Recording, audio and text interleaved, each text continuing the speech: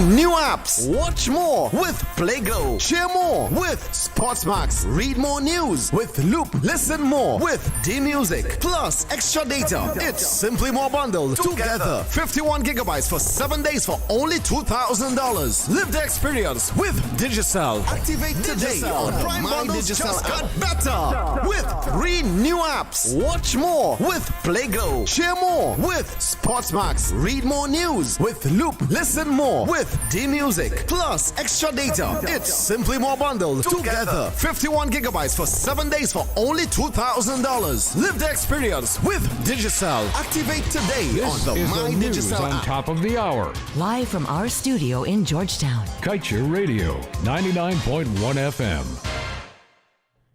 Good evening. Welcome to this evening's newscast on Kaiser Radio. I am Kevin Smith. Let's get to the news in detail. A mere 5 days before 27-year-old Sophia, not her real name, knifed her ex-boyfriend to death, a policeman attached to the Turkine police station had made advances to touch her breasts instead of taking her report of domestic violence.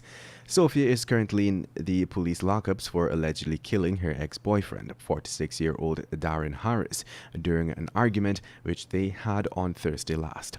The stabbing incident took place on the main road of Efield Cummings Park in South Sophia. Sophia has since claimed that she killed Harris in self-defense. She alleged that Harris and her ended up in a scuffle with each other, during which he took out a knife and chopped her on her hands, almost severing it.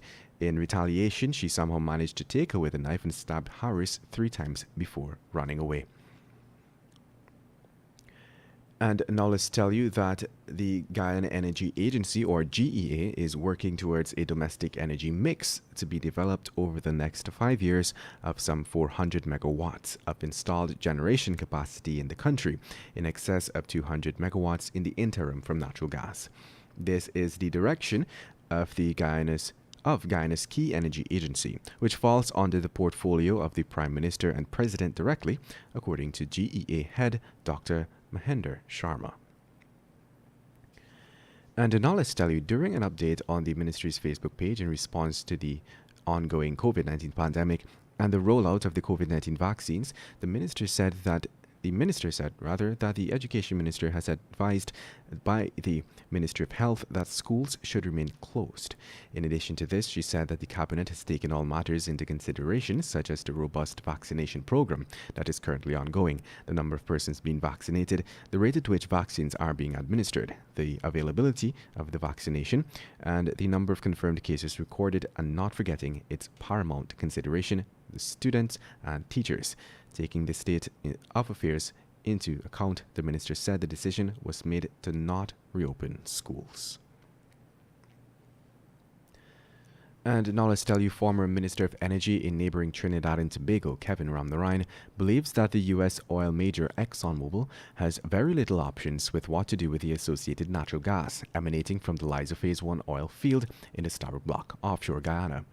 These, he said, include re-injection of the gases back into the reservoir, flaring it, or commercializing it. Ramnarine was at the time discussing Guyana's proposed landing of a gas pipeline from the Liza field, some 126 miles offshore Guyana, from a depth of some 1,600 meters from the former Wales estate on the west bank of Tamarara.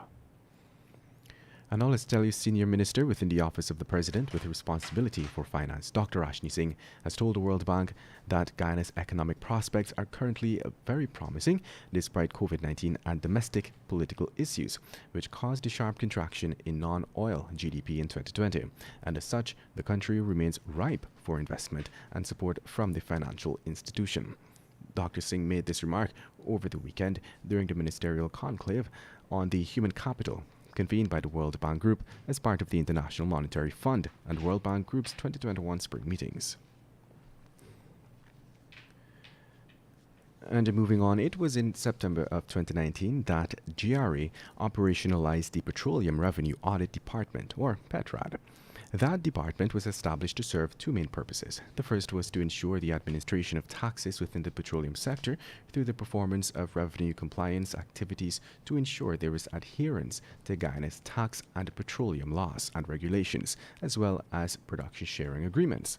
The second purpose was to ensure the execution of cost recovery audits aimed at verifying the expenditure claims of contractors who have entered into PSAs with the government.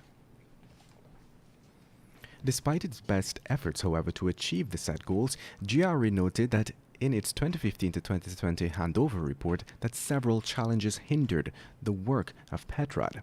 Chief among these was the failure of all related government departments to sign onto a memorandum of understanding governing the sharing of pertinent information. It is understood that this significantly hindered the authority's ability to access the documents needed to plan all cost recovery and tax audits, as well as adopt more proactive contemporary audit techniques.